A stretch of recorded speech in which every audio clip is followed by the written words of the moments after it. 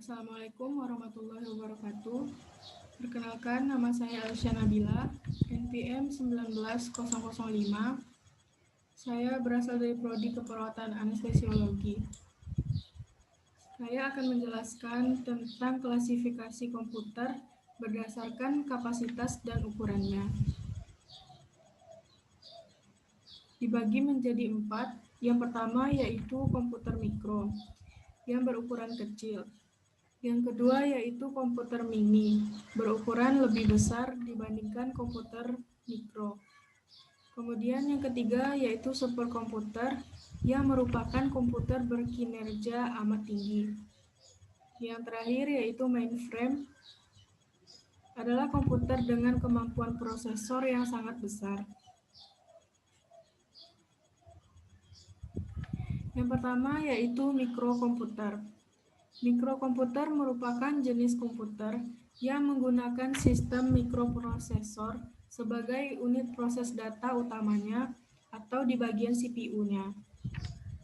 Jenis komputer yang masuk ke dalam mikrokomputer antara lain yaitu komputer desktop, laptop, notebook, ultrabook, konsol game, smartphone, tablet, dan masih banyak lagi. Selain itu, mikrokomputer juga adalah jenis komputer yang harganya paling murah dibandingkan dengan jenis yang lain. Oleh sebab itu, mikrokomputer dapat dimiliki oleh masyarakat umum. Pada dasarnya, mikrokomputer memang dirancang khusus untuk penggunaan umum. Contohnya hiburan, pekerjaan, dan juga akses informasi yang bermanfaat untuk pengguna.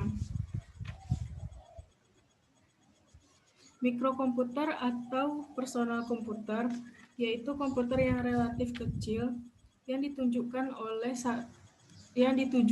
untuk satu pemakai atau single user, seperti komputer yang biasa kita gunakan.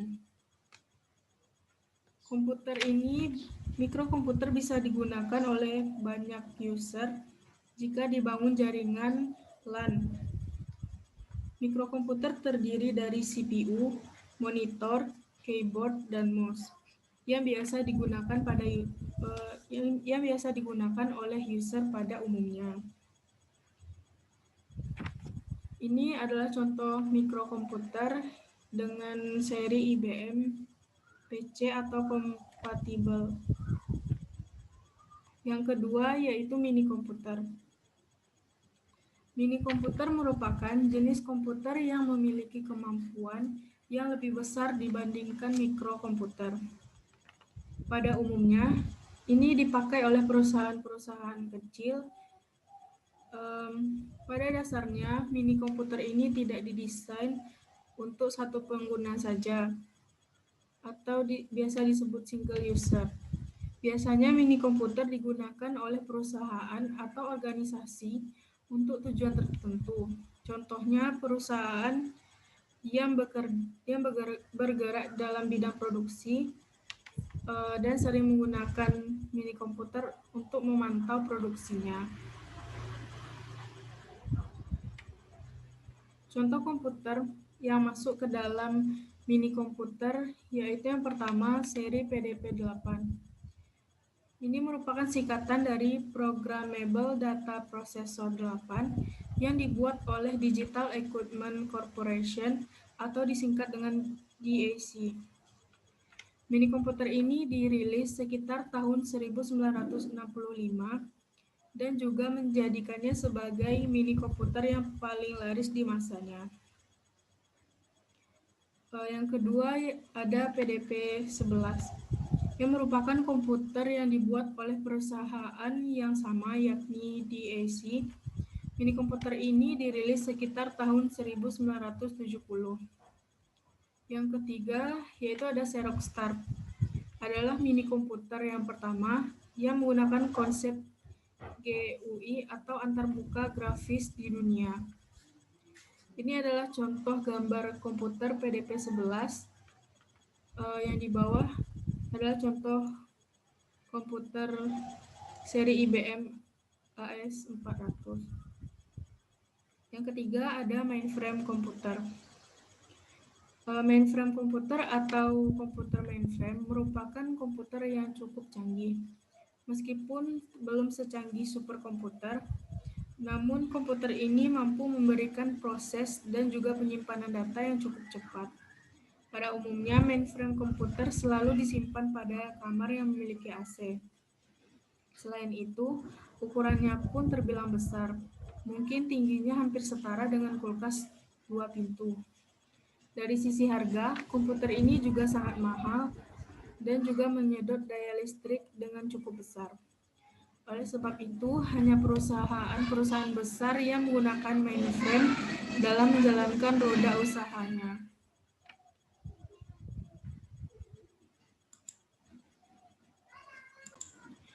Oleh sebab itu, hanya perusahaan-perusahaan besar saja yang menggunakan mainframe komputer dalam menjalankan roda usahanya. Contoh lembaga yang menggunakan mainframe komputer diantaranya yaitu perbankan, lembaga pendidikan, perusahaan asuransi. Mereka menggunakan mainframe komputer untuk menyimpan data-data dari nasabahnya. Istilah teknologi untuk kelas komputer tertinggi mainframe merupakan komputer yang memiliki kemampuan yang besar, biasanya digunakan oleh perusahaan besar, di mana mainframe komputer mampu menjalankan banyak aplikasi dalam satu waktu. Kemudian penyimpanan data yang besar dan bisa hidup selama 24 jam.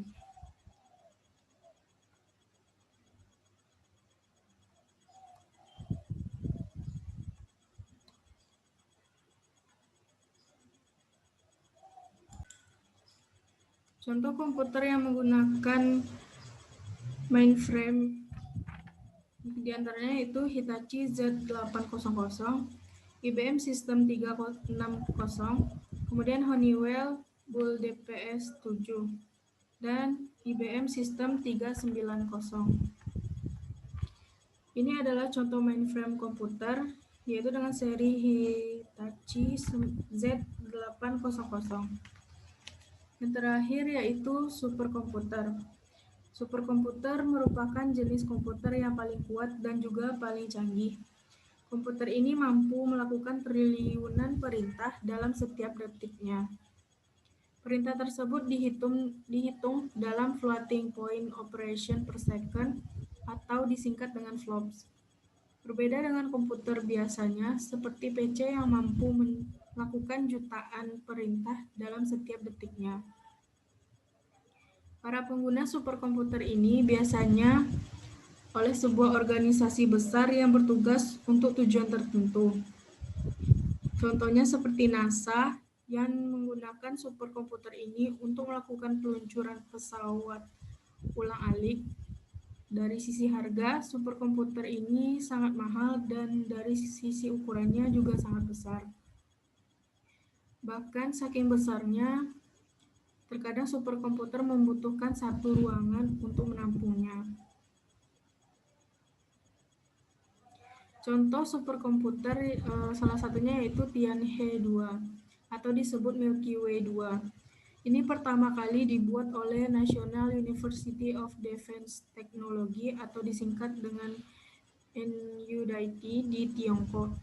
Bisa dibilang superkomputer ini merupakan komputer terkuat di dunia dengan kecepatannya mencapai 33,86 petaflops. Sistem yang digunakan pada superkomputer ini mempunyai 3.120.000 core yang terdiri dari 16.000 node komputer. Prosesor yang digunakan adalah Intel Ivy Bright Xeon. Selain itu, komputer ini menggunakan 3 chip prosesor Xeon Phi. Ini adalah contoh gambar superkomputer dari seri Tianhe 2.